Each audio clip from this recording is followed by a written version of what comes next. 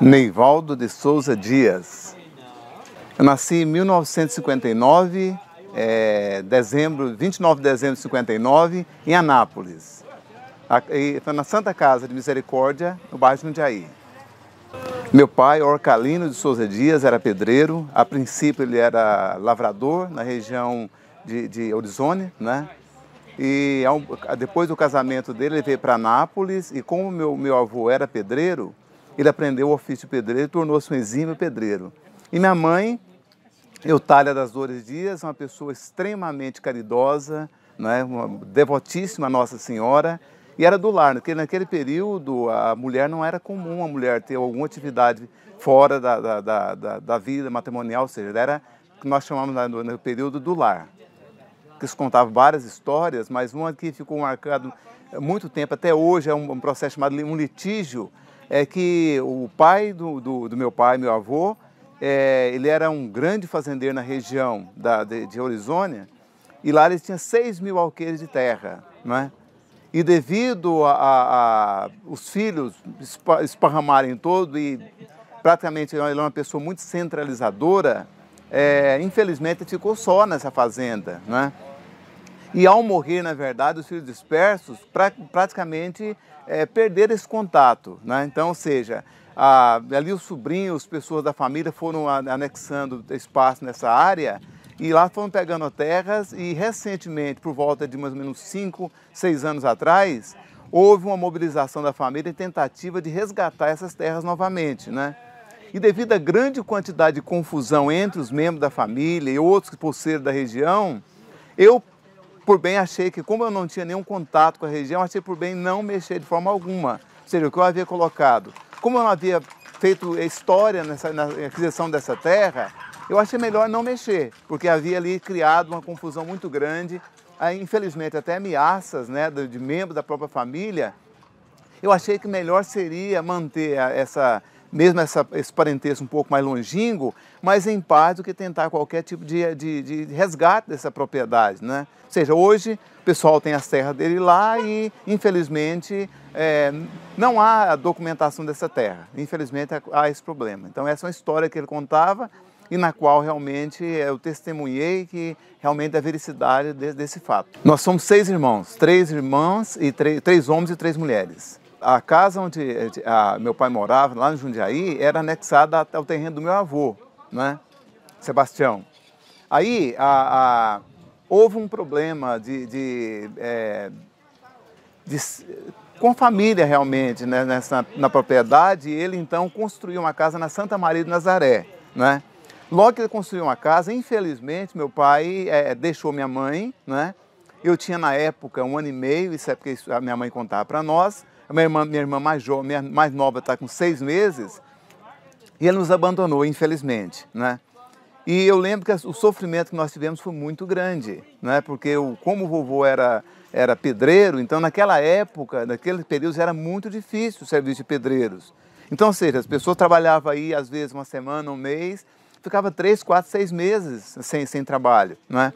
Então nós tivemos muita dificuldade, né? Então meu irmão mais velho, na época tinha 13 anos, ele foi obrigado então a ser o pai, né? Ou seja, aquele que ia gerir realmente a família, né? Ele foi trabalhar na rodoviária na época, né? Então ele que trazia o sustento para nós. Então meu irmão mais velho, Ari, ele foi um pai para nós, né? E minha mãe foi passar roupa, passava roupa, lavava e passava roupa, e isso foi o que nos manteve, né?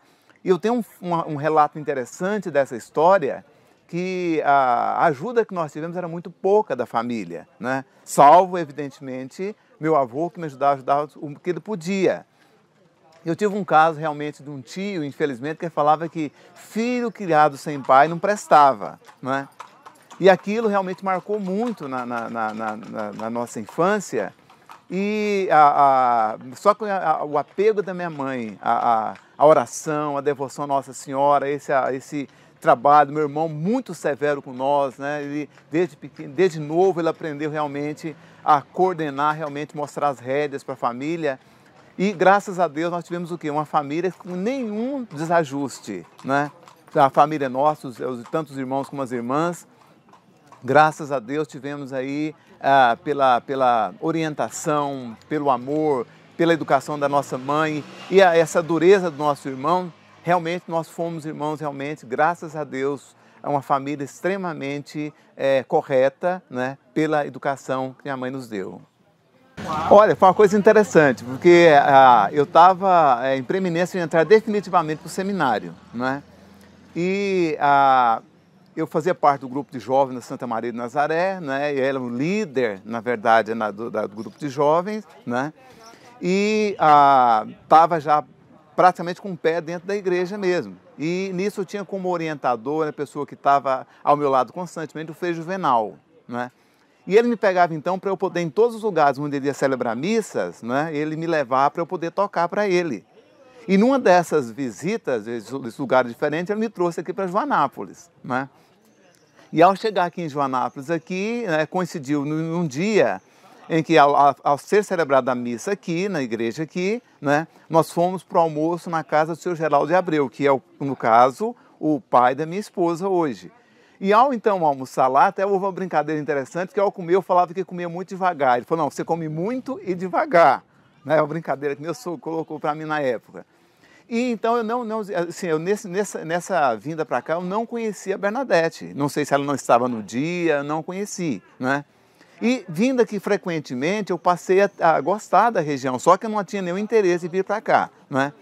E como eu estava no grupo de jovens, e ela estava na Santa Maria também, que ela morava lá, a casa que elas estavam, que, né, que o pai delas havia adquirido para eles estudarem, ela passou a participar também do grupo de jovens, na época. Conhecemos então lá no grupo de jovens, e houve um dia então que houve uma presença de uma ministra da Ordem Franciscana Secular, Dona Terezinha de Mello, e ela foi fazer um convite para que nós conhecêssemos a vida de Francisco. Como eu já conhecia a vida de Francisco, estava em preeminência de ser até ir para o sacerdócio, a Bernadette achou que por bem fosse, então nós fomos nós dois. Então nós entramos na Ordem Franciscana juntos, né? Sem nenhum interesse, não havia interesse de namoro nem nada. E numa dessas reuniões de grupo de jovens, já com a Ordem Franciscana, nós começamos a fazer um namorico de noite, à noite mesmo. Tanto é que no outro dia, à noite eu nem dormi, porque eu não era interesse de casamento, não era interesse de namoro, eu queria ser sacerdote mesmo. Eu fui para a casa dela para poder desfazer aquilo, que eu achava que era um equívoco, e nós aquilo foi um erro que nós havíamos cometido. E eu não tive coragem, né? E nisso ficou uma semana, um mês, quando eu vi, eu já estava envolvido completamente.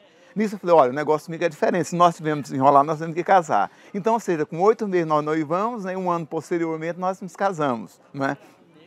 E eu vi, na época interessante, que eu vi que foi uma grande decepção que eu causei ao Frei Juvenal, porque ele queria que eu fosse sacerdote, né?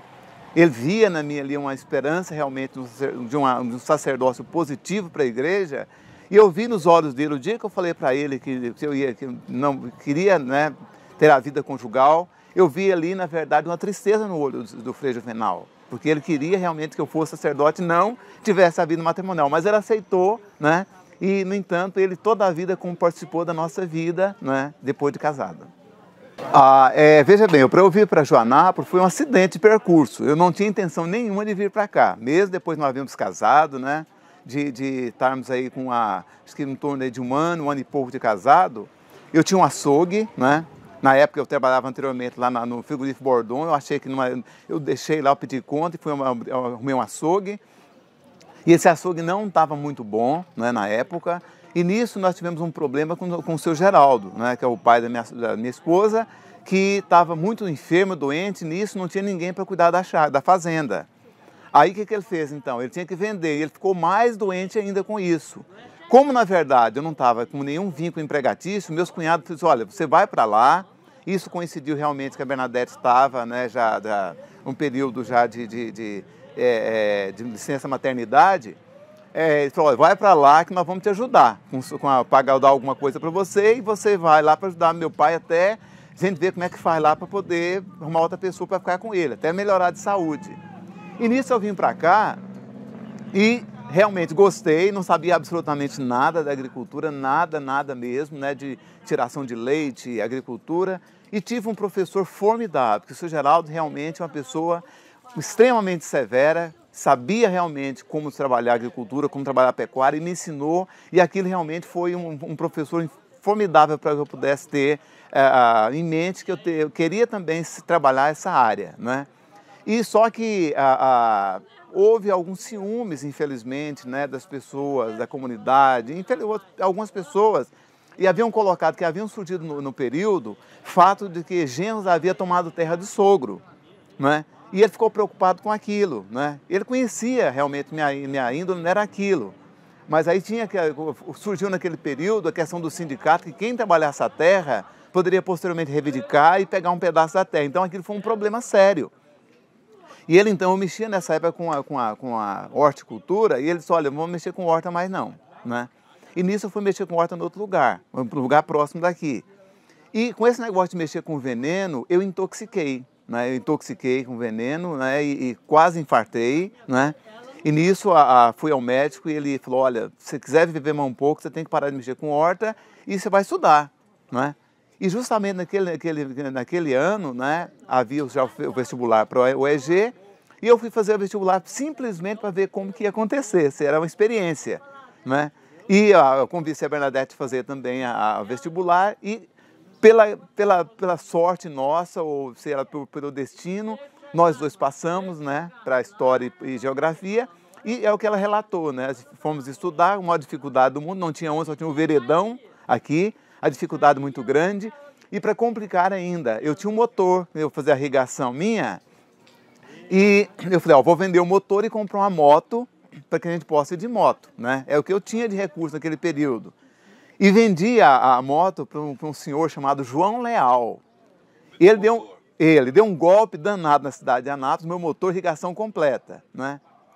E ele deu um golpe na cidade, foi embora com meu motor, né? E eu fiquei realmente sem motor, sem irrigação, sem nada, sem condições nenhuma, né? E devendo ainda a loja que eu comprava produtos, né, de químico para poder trabalhar minha horta. Então você imagina a dificuldade, estudando, sem motor, sem condições nenhuma, devendo. Então essa foi a dificuldade. Nisso a Bernadette tinha um pouquinho de algumas novilhas, que o pai dela tinha costume de dar algumas bezerras para os filhos. E nós, então, vendemos a nossa novilha e compramos uma motinha, né? E isso, aliás, antes disso nós tivemos a questão do vereda, do ônibus vereda, que é a história que ela contou, que o Miguel Braga, na época, né, deu uma concessão temporariamente o ônibus aqui e funcionou, né? E depois disso nós compramos, então, essa motinha, né, para poder facilitar e fizemos, então, esse trajeto de Joanápolis a Anápolis para poder melhorar o nosso estudo, porque o ônibus não estava coincidindo o horário, tá, com dificuldade, né? E para manter o nosso estudo, eu tirava leite, né, fazia o requeijão, e vendia o requeijão para poder tirar cheque, para poder comprar material para estudar. Então, ou seja, nós éramos chamados na faculdade de casal 20, devido a um seriado que tinha na televisão, né? Então o pessoal só nos via juntos, né? E a Bernadette, no último ano, já prestes a formar, ela estava já com um barrigão de 6 meses, e aquele barrigão ia de moto, e o pessoal então vislumbrava com aquilo, né? Tanto é que na minha formatura nós íamos formar junto. O que ela fez? Ela foi obrigada a adiar, porque ela estava com um neném novo, né? E aí, para eu não formar sozinho e deixar ela, eu adiei também. Então, em vez de eu formar com a turma de geografia, eu formei com a turma de história, né? Para que nós pudéssemos formar juntos, porque se nós começamos juntos, vamos terminar juntos. Então, foi uma história muito boa que aconteceu nas nossas vidas mesmo. Então, olha, o lado religioso realmente eu canalizei para a igreja, ajudava o que eu podia ajudar. E o lado realmente do conhecimento acadêmico possibilitou uma amplitude maior do conhecimento, ou seja, a agricultura na qual era trabalhada de forma artesanal, de forma rústica, ela poderia ser melhorada, né? E eu utilizei essa capacidade que eu já tinha na universidade, não só para mim, a vantagem, uma das questões interessantes foi isso. Eu via a dificuldade na época das pessoas que morriam animal com brucelose, com outras doenças qualquer, e ninguém ficava sabendo. Na igreja alguém dava notícia que morreu, e eu fiquei preocupado com aquilo.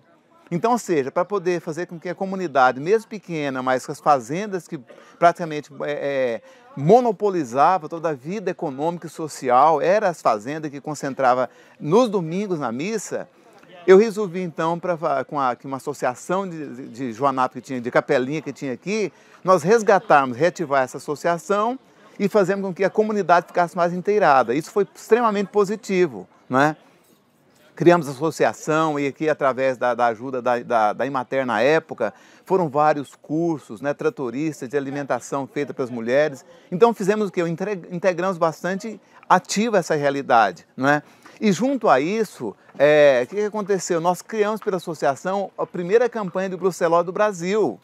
Foi tão interessante essa campanha realmente de brucelose que ela saiu, ela foi manchete na época, no jornal, e saiu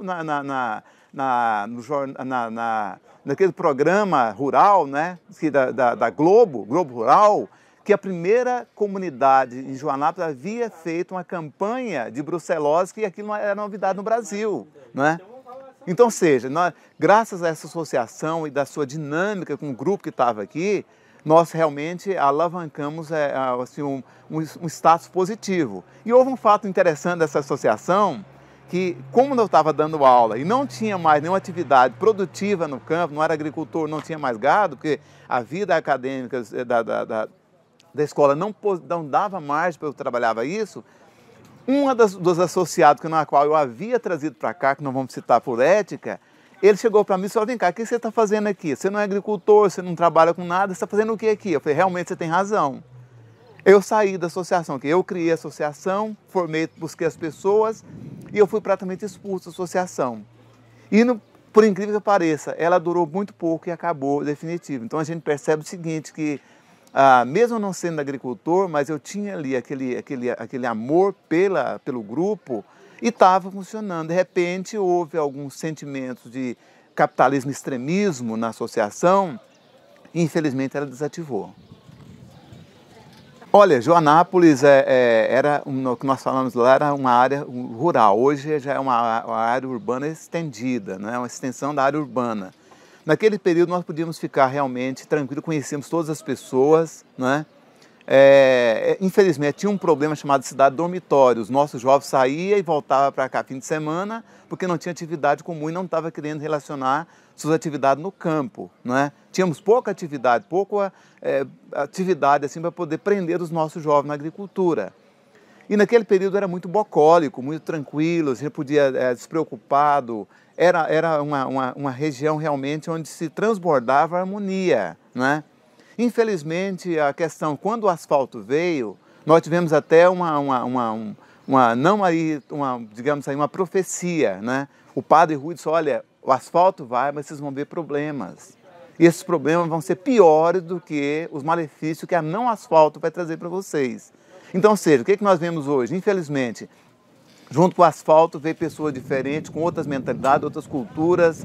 Não vou culpar essas pessoas, mas junto a isso veio que, infelizmente, a questão da informação de forma rápida, né?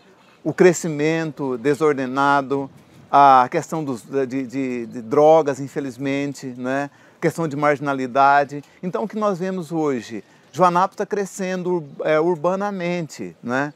Vai ter seus recursos, eu acredito que ela tenha, logo ela vai ser apenas uma extensão da própria cidade de Anápolis, onde vai conhecer um crescimento econômico positivo, mas nós vamos ter um custo muito alto a isso, ou seja, a falta de tranquilidade, da falta de harmonia, isso infelizmente é o que está se primando hoje aqui em Joanápolis. Infelizmente é uma questão da questão de contatos social com outras pessoas, outras mentalidades. Infelizmente, eu acho que é inevitável esse tipo de contato, a menos que eu ache que nós façamos aqui um trabalho rápido e severo de unificação das pessoas, através talvez de uma associação, né, que já existe aqui, ela possa resgatar isso aí, né, e fazer com que as pessoas, mesmo sendo uma área urbana, ela possa resgatar e trabalhar suas tradições sociais, culturais. Isso talvez seja uma forma de amenizar esses problemas.